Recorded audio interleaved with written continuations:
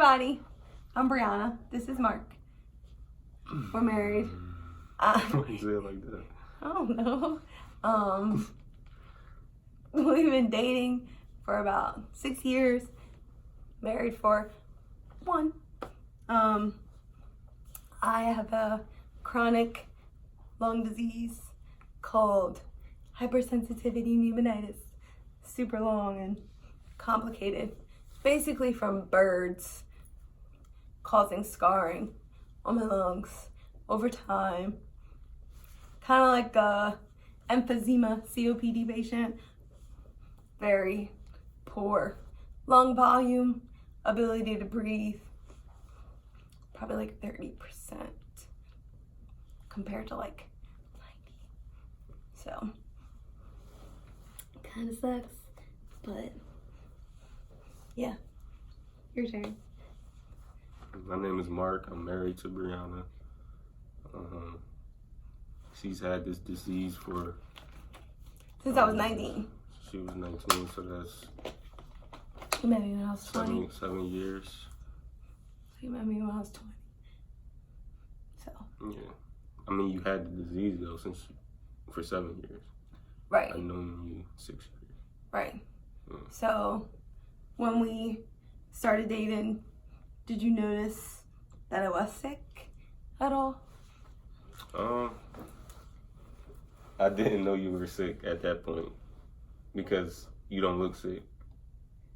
Like, just like doctors What's will looking say. sick? I mean, you look healthy. You look like a healthy young woman. So it's not like you look at you and think that you will have something as serious as you do. Until I start talking. I mean, yeah. I mean, until you're short of breath or something like that. Right.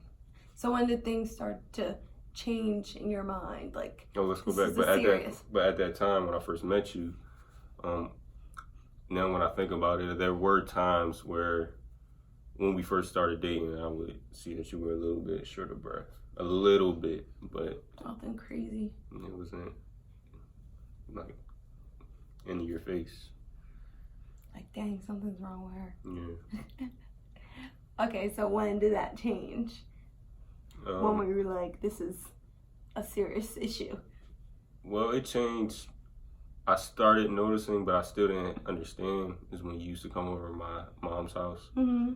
And you would sometimes be out of breath when you would go up the stairs. But it wasn't every time. It was only like here and there. Mm-hmm. But once we really were in a serious relationship and I started going to appointments with you is when I finally understood what was really going on and how serious it was. Like what did she say to make you think it was serious? Like in an appointment? Like the first appointment I went to with you, she was saying how your lungs had more scarring and that down the line you may need a transplant. So that's when it really hit home for me. Right. About how serious it was. Right. And like you would research x-ray reads and what they would say.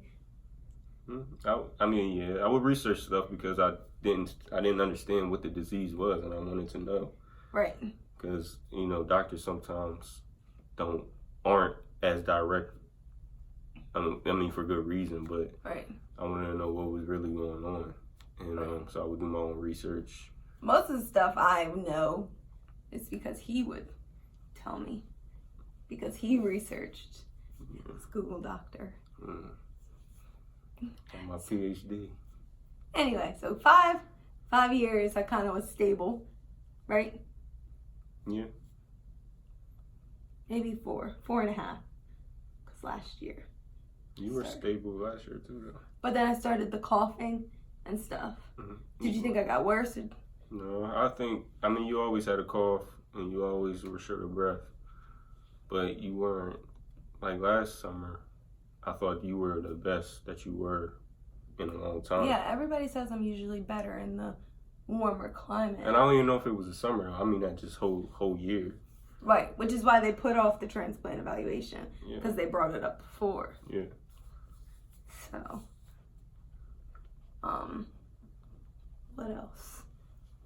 So, like, when you asked, so I was stable, the coughing wasn't really a concern, going up and down the steps wasn't that bad, right?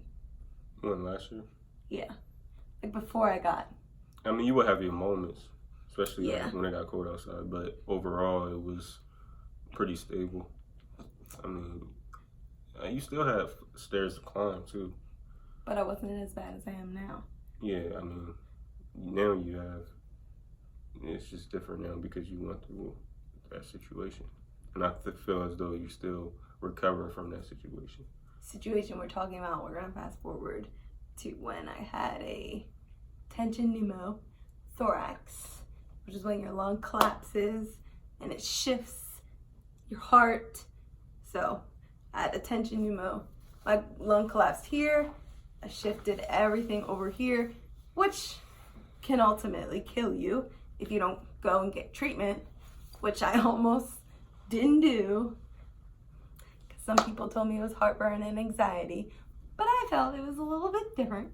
So I went, had a tension pneumo, chest tube after chest tube. There's a lot of mistakes that happened in the hospital. So I was in and out from November to February, right? So one thing is with the chest tube, leaks cause the pneumo. So like there's air in your lung will slowly start to collapse. And I kept having a leak.